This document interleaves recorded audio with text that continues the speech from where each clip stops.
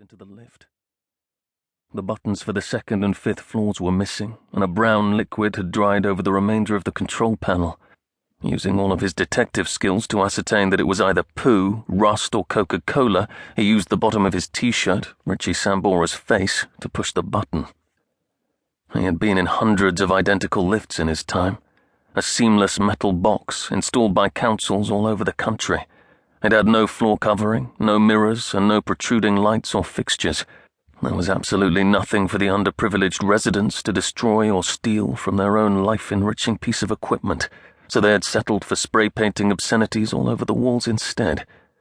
Wolf only had time to learn that Johnny Ratcliffe was both ear and a gay before the doors scraped open at the fourth floor. Over a dozen people were scattered along the silent corridor. Most looked a little shaken and eyed Wolf's outfit disapprovingly, except for one scruffy man wearing a forensics badge who nodded in approval and gave him a thumbs up as he passed. A very faint but familiar smell intensified as Wolf approached the open door at the end of the hallway. It was the unmistakable smell of death. People who work around such things quickly become attuned to the unique mix of stale air, shit, piss, and putrefying flesh. Wolf took a step back from the front door when he heard running footsteps from inside. A young woman burst out through the open doorway, dropped to her knees, and then vomited in the corridor in front of him. He waited politely for an opportune moment to ask her to move when another set of footsteps approached. He instinctively took another step back before Detective Sergeant Emily Baxter came skidding into the corridor. "Wolf, I thought I saw you lurking out here," she roared across the hushed hallway.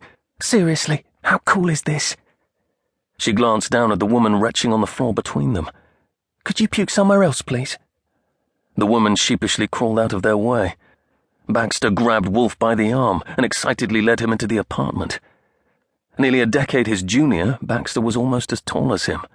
Her dark brown hair turned black under the gloom of the unimpressive entrance hall, and, as always, she wore dark makeup that made her attractive eyes appear abnormally large.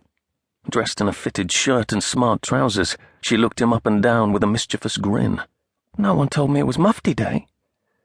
Wolf refused to rise to the bait, knowing that she would quickly lose interest if he only remained quiet. "How pissed is Chambers going to be he missed this?" she beamed. "Personally, I'd take the Caribbean cruise over a dead body too," said Wolf, bored. Baxter's huge eyes widened in surprise. "Simmons didn't tell you?" "Tell me what?" She led him through the crowded apartment, which had been dimly lit in the glow of a dozen strategically placed torches. Although not overpowering, the smell grew steadily stronger. Wolf could tell that the fetid source was close by because of the number of flies zipping about feverishly above his head. The flat had high ceilings, contained no furniture, and was considerably larger than Wolf's own, but was no more pleasant. The yellowed walls were peppered with holes through which the antiquated wiring and dusty insulation bled freely onto the bare floor. Neither the bathroom suite nor the kitchen looked to have been updated since the 1960s. "Tell me what?" he asked her again. "This is the one, Wolf," said Baxter, ignoring the question.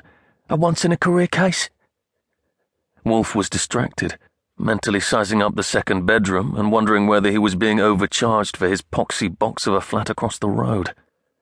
They rounded the corner into the crowded main room, and he automatically scanned the floor, between the assorted equipment and pairs of legs, for a body.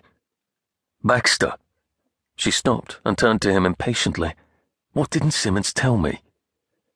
Behind her, a group of people standing in front of the large floor-to-ceiling window that dominated the room moved aside.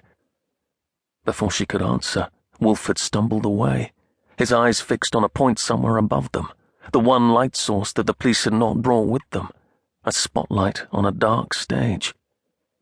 The naked body, contorted into an unnatural pose, appeared to be floating a foot above the uneven floorboards. It had its back to the room, looking out through the enormous window. Hundreds of almost invisible threads held the figure in place, which in turn were anchored by two industrial metal hooks. It took Wolf a moment to identify the most unnerving feature of the surreal scene before him, the black leg attached to the white torso. Unable to comprehend what he was seeing, he pushed his way further into the room. As he drew closer, he noticed the huge stitches binding the mismatched body parts together. The skin